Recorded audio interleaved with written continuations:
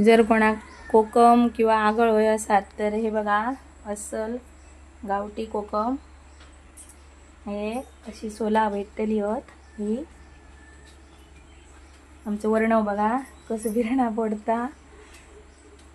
वर्णाक आमच्या असली बिरणा वगैरे पडू खूप आवडतं, असली कामा करू।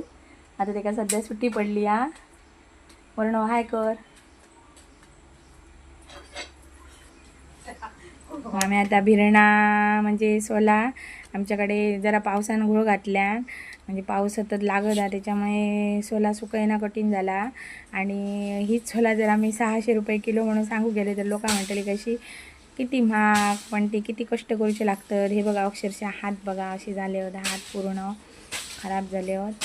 आणि जेंका होई असतील सोला तर फोन करा, आमचा नंबर असा।